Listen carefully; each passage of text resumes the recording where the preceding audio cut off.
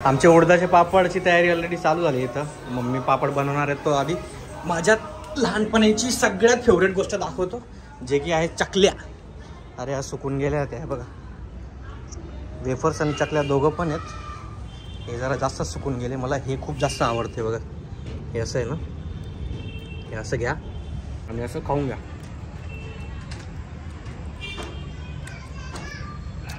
Wow. लहानपणापासून सगळ्यात favourite आणि आवडती गोष्ट म्हणजे ही. असा चीज पण आहे.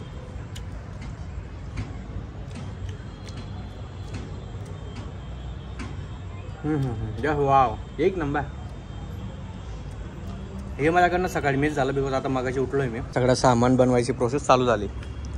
इथं कुरडे वगैरे बनवायचं सामान आहे. बाकी ते अजून खूप साऱ्या हळूहळू गोष्टी बनतील.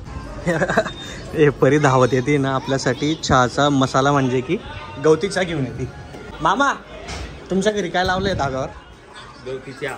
गवती चहा. आणि तीच गवती चहा एकदम फ्रेश ताजा. कुठे गेली? आणि परी पटकन आण. हे बघा,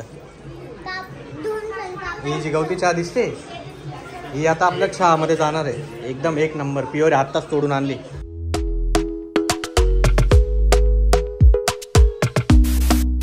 या रूम मध्ये लाईट थोडा कम आहे, पण ऑफिसचं काम चालू आहे आपलं. आणि हे काम संपल्यावर तुम्हाला सांगतो बाकीची स्टोरी. पण यावेळेस मन भरून राहिलोय. घरी यासाठी आलो होते. तो जो मुद्दा होता आपला, जे रिझन होतं ते कम्प्लीट झालंय. यावेळेस नो ब्लॉग नथिंग, फक्त फॅमिली टाईम होता. त्यासाठीच मी आलो होतो. मागच्या वेळेस तुम्हाला एक रिझन दिलं होतं की मला फॅमिलीजवळ टाईम स्पेंड करायला भेटलाच नाही. मागचे 3 दिवस सुट्टीवर होतो. फक्त आजचा दिवस काम होतं. पण मागचे 3 दिवस फुल ऑन फॅमिली टाईम स्पेंड केला आहे. ठीक आहे, बाकीचा गप्पा आपण नंतर मारतो, म्हणजे माझं काम संपल्यावर. आणि आज आपल्याला पुण्यासाठी निघायचं आहे, म्हणून म्हटलं ब्लॉग स्टार्ट करूया. शेवटी तरी आपण हा जो ब्लॉग आहे आपला कंटिन्यू करूया आणि शूट करूया. एकच ब्लॉग शूट केलेला, तो पण सरप्राईजवाला. बंद करायचं नाही, मला आवडते. डिसाईड करून झालंय. काय म्हणायचं तुम्हाला याच्यावर? आतापर्यंत एवढं लोकांनी प्रेम दिलं त्याच्यासाठी धन्यवाद, आभार. हा, तुला काय म्हणायचं? माझं म्हणणं युट्यूब चालू राहू द्यायचं दोघांना. बंद झाला ना आता, काय चालू राहू दे. बघितला नाही व्हिडिओ? हा, झालं बंद. आता केलं बंद. चॅनलच बंद करून दिलं त्याने. असं शक्यच होणार नाही त्याने युट्यूब बंद करून दिलं. काय चालू ठेव का नको ठेव? राहू दे. ठीक आहे, आज 1 एप्रिल म्हणून आज जाऊ दे. 1 एप्रिल काय राहत?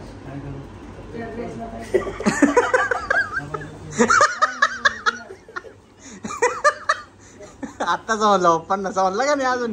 मम्मीला त्या एप्रिल फुल केली का?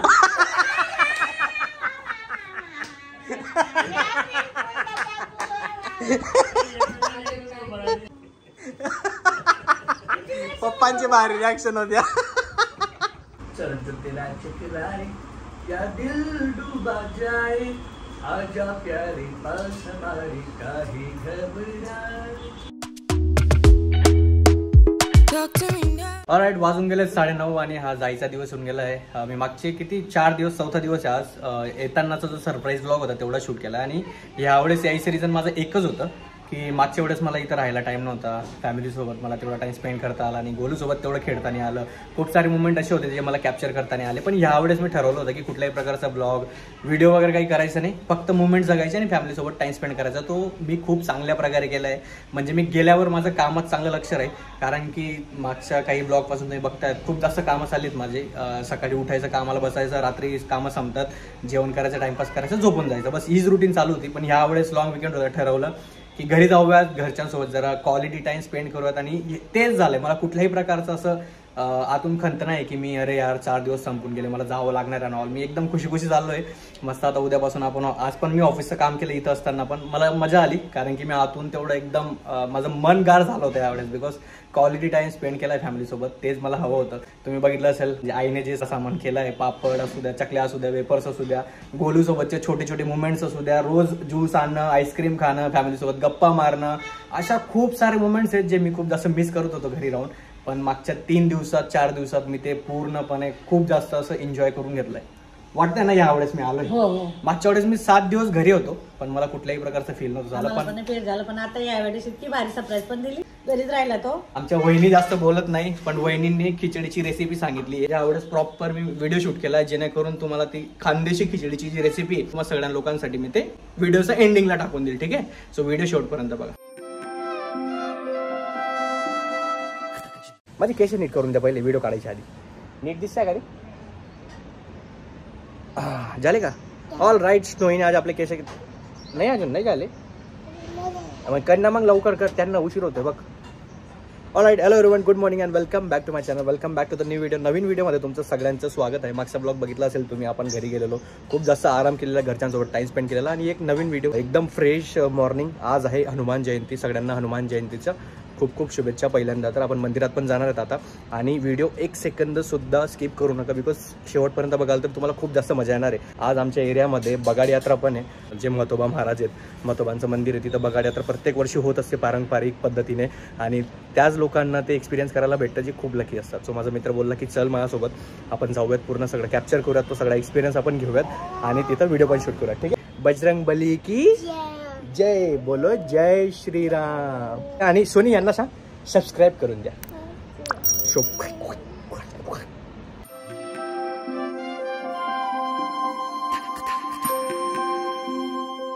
बाहेर आता ऊन एवढं जास्त आहे ना, तर टोपीशिवाय, गॉगल शिवाय, सनस्क्रीन लावल्याशिवाय बाहेर पडू नका.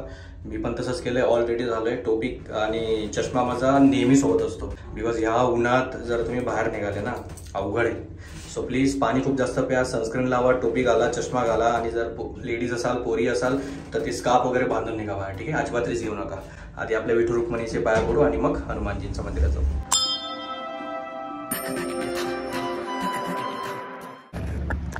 आपल्या विठू रुक्मिणीच्या मंदिरात आल्यानंतर, इथं मध्ये आल्यानंतर, आणि या बाहेरचा जो परिसर आहे ना, हा, इथं बसल्यानंतर एवढी पॉझिटिव्हिटी येते, एवढं भारी वाटतं ना.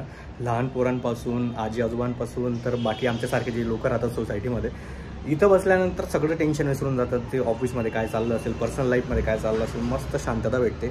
आणि खरंच हे मंदिर बनल्यापासून, जेव्हापासून हे झालं आहे ना, तेव्हापासून सोसायटीमध्ये अशी शांतता आणि खूप मजा यायला लागली. म्हणजे खरंच संध्याकाळी जर तुम्ही बघाल ना, माझ्या मागच्या ब्लॉगमध्ये पण बघितलं असं, सगळे छोटे पोरं, सोसायटीचे मेंबर मस्त आरती करतात, सगळे सोबत बसतात, तिथं लहान पोरं खेळतात. सो ते बघून एक पॉझिटिव्हिटी आणि एक वेगळंच भारी वाटतं. ठीक आहे, सगळं यांच्यामुळे चाललं आहे आणि यांच्यामुळे होतं आहे.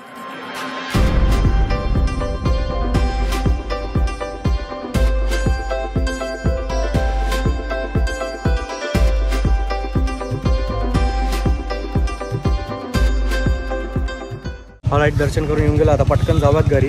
मला भूक लागून गेली, खाऊयात, खूप जास्त ऊन आहे बापरे.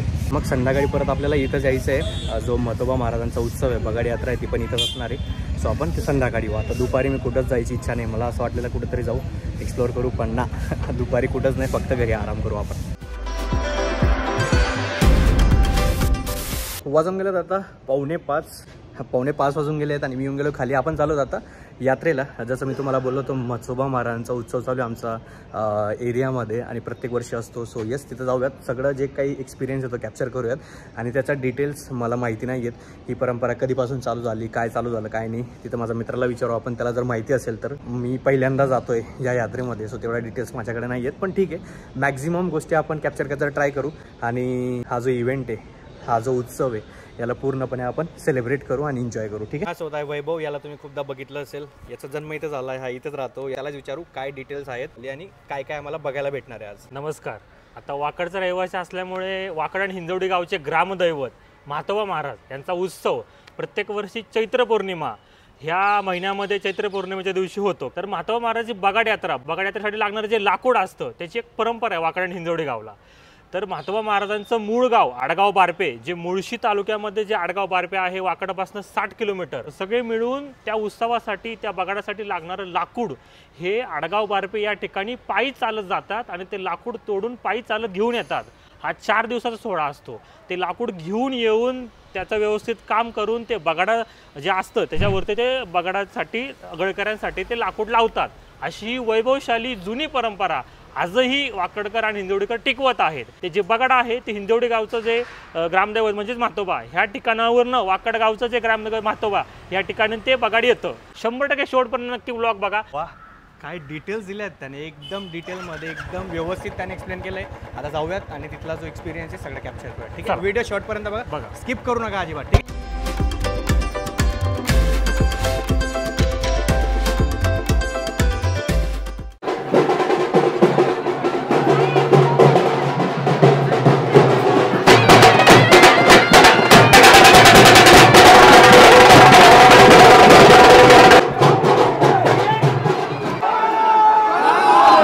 आपण आलो आहे हनुमान मंदिर हिंजवडी गावठाण या ठिकाणी.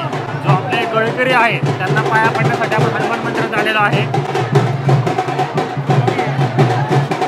आता आपण बघत आहे हनुमान मंदिरातनं गळकरी आपले गळ टोचण्याची जागा आहे त्या ठिकाणी आपण चाललेलो आहे. जे गळकरी आता गेले त्यांना गळ टोचण्याचं काम केलं जातं. त्यानंतर आपण त्या गळकऱ्यांना घेऊन पुढे जे 100 मीटर बगाड थांबलेला आहे त्या बगाडावर घेऊन जातो. तर या ठिकाणी तुम्ही बघू शकता गळकऱ्यांचं आगमन झालेलं आहे. तर आता आपल्या बगाडावर गळकरी लवकरच बसतील.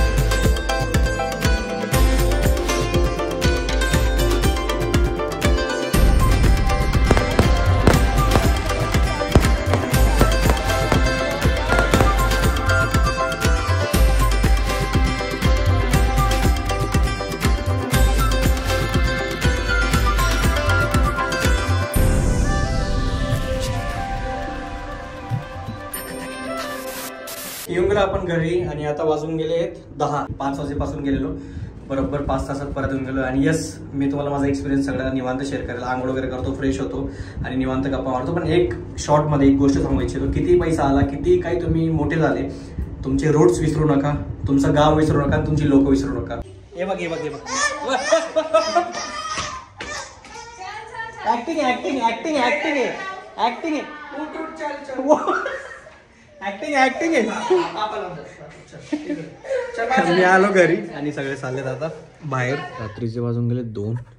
मी एडिटिंग करत होतो आता आणि मला लक्षात आलं की आपला जो शेवटचा पार्ट आहे तो शूट करायचा राहिला आहे. सो येस, आजचा दिवस खूप अमेझिंग होता. इथं मी जेव्हा आज बघितलं हजारोंमध्ये पब्लिक होती. हे जे सेलिब्रेशन होतं आजचं, हे वर्षोनवर्ष कित्येक वर्षापासून चालू आहे आणि पिढी ना पिढी ते चालू आहे आणि चालू ठेवत आहेत. आपले जे जुने इम्पॉर्टंट उत्सव आहेत ते आपण तसेच जपून ठेवायला पाहिजेत आणि ते कंटिन्यू करायला पाहिजे. बिकॉज जर ही आपली संस्कृती जर आपण सोडून दिली, हे आपले जे छोटे मोठे महत्त्वाचे इव्हेंट्स असतात हे जर आपण विसरून गेलो आणि तसंच राहून गेलो ना, मग तुमच्याकडे कितीही पैसा राहू द्या, तुम्ही कितीही मोठ्या शहरात चालले जा, तुम्ही काही करून घ्या आयुष्यात, पण इथं कुठंतरी आपण मागे पडून जाऊ. आपल्या धर्मात म्हणू द्या, आपल्या सोसायटीमध्ये म्हणू द्या, असे इव्हेंट होतात, असे फेस्टिवल होतात, तेव्हाच लोक सगळे एकत्र येतात आणि एकजुटीने राहतात. सो ते जास्त महत्त्वाचं आणि ते सगळ्यात मोठं इम्पॉर्टन्स आहे या सगळ्या सेलिब्रेशनचं आणि या सगळ्या फेस्टिवलचं. सो आज ते मी खूप जवळून बघितलं आहे. खूप युनिक सेलिब्रेशन होतं, खूप युनिक हा उत्सव होता माधव महाराजांचा आणि ते बघून खूप जास्त मजा आली. मी पर्सनली खूप जास्त एन्जॉय केलं, खूप जवळून सगळ्या गोष्टी बघितल्या. सो माझ्यासाठी एक युनिक एक्सपिरियन्स होता. सो येस, हे तुम्हाला लोकांसोबत शेअर करायचं होतं. प्लीज अजून पण सबस्क्राईब केलं नसेल तर सबस्क्राईब करून द्या. परत ते मी रिक्वेस्ट करतो. पण आपले वाढायच्याऐवजी कमी होत आहेत सबस्क्रायबर. मराठी कंटेंट क्रिएटरचा सगळ्यात मोठा डिसएडव्हान्टेज हा आहे की त्यांचे सबस्क्रायबर वाढायच्याऐवजी कमी होतात. आय डोंट नो हे काय बेकार लॉजिक आहे किंवा कुठून हे लॉजिक अप्लाय होतं माहिती नाही, पण प्लीज फुकट आहे सगळं. एक सबस्क्राईब करून द्या. भेटूया आपण पुढच्या ब्लॉगमध्ये मातोबाच्या नावाने. चांग भलं. आज हनुमान जयंती होती. बजरंग बली की जय आणि जय श्रीराम.